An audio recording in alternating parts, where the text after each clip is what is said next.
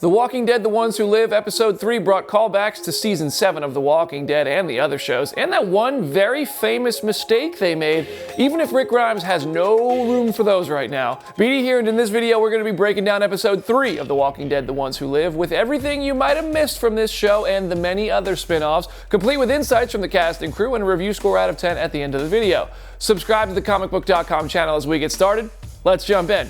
Anne strolls around Philadelphia with Rick, revealing details about her time as a scavenger leader, Jadis, back in The Walking Dead Season 7 and 8. The group had plenty of food and supplies in their trash heap because they were human traffickers in exchange for supplies from the CRM, possibly giving us a clue as to where Heath went after disappearing in that episode with Tara back in the day. After all, Scott Gimple promises that PPP keycard in that episode still has a payoff coming one day. No. But the PPP card...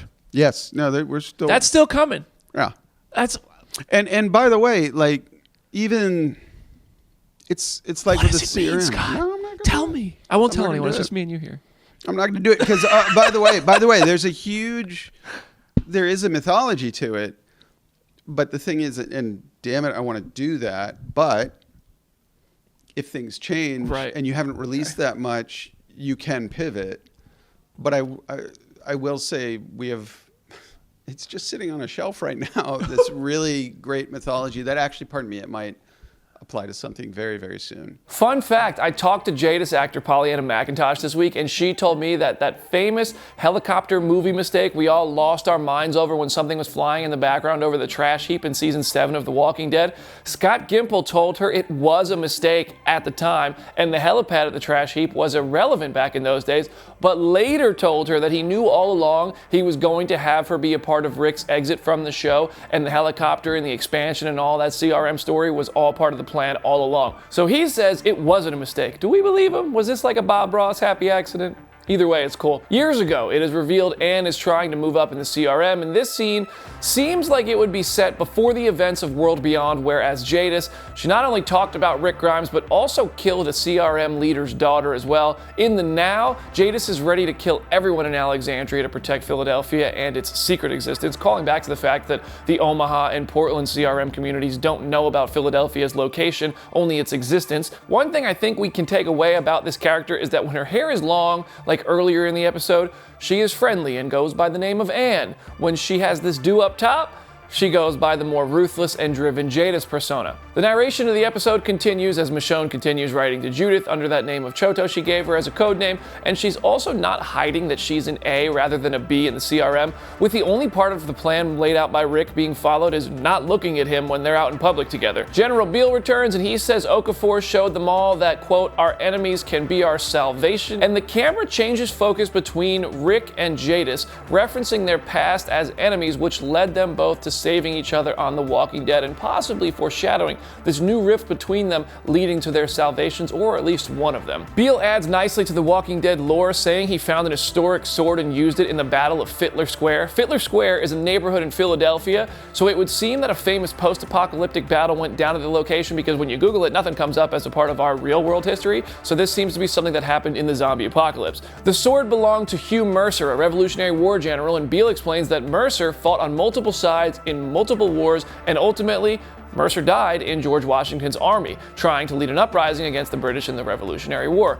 Beal looks directly at Rick during this speech, implying that he knew Rick was lying about Okafor on that bench back in episode 1, kind of saying he thinks Rick is playing both sides in that moment, right? But also foreshadowing Rick as being the George Washington in this situation, because if you look up the history of it, history states Washington rallied the remainder of Mercer's men on the battlefield, and ultimately the U.S. won that Revolutionary War. Beal continues to talk in historical metaphors later, referencing the Greek word of pharmakon, which means both the poison and the cure, a not so subtle indication that Rick is possibly going to burn down the CRM and build it up as something better. I think it's fun to see Beal actor Terry O'Quinn talk this way, especially seeing as TWD chief Scott Gimple is such a big Lost fan, with Terry O'Quinn often doing just that type of dialogue as John Locke on Lost 20 years ago.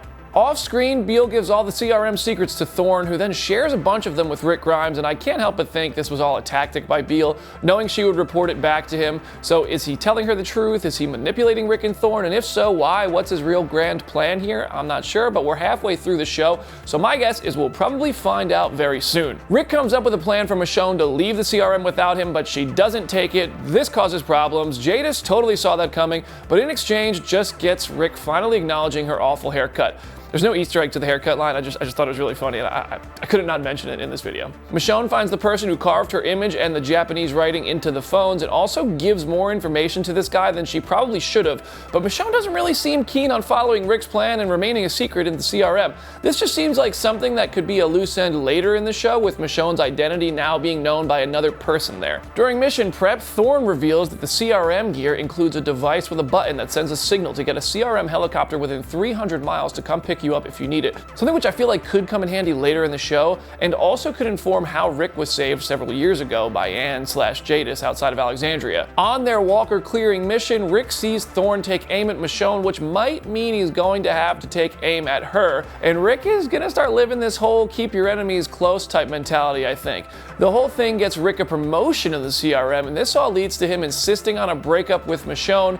Will they actually break up? Probably not. This feels like Rick is playing the part and trying to convince both Michonne and himself that it's a wrap and they need to do this to survive. I do think it's kind of funny that he threatened to knock her out for not following orders when in the past she has had to do just that and knocked Rick out when he got a little too crazy in Alexandria. Anyway, Michonne is getting transported in a helicopter and she grabs Rick and they both jump out, and hopefully they're above some water because that's a long fall and we have 3 episodes left. I think they'll be okay. Now let's review. On a scale of Jadis' haircuts to 10, this episode definitely shows that even when things aren't looking as good as we thought they would, the drama and stakes are awesome. Like that scene with Michonne, Thorne, and Rick, I thought Thorne was really in danger there, especially with how quickly new characters are getting killed off in this show.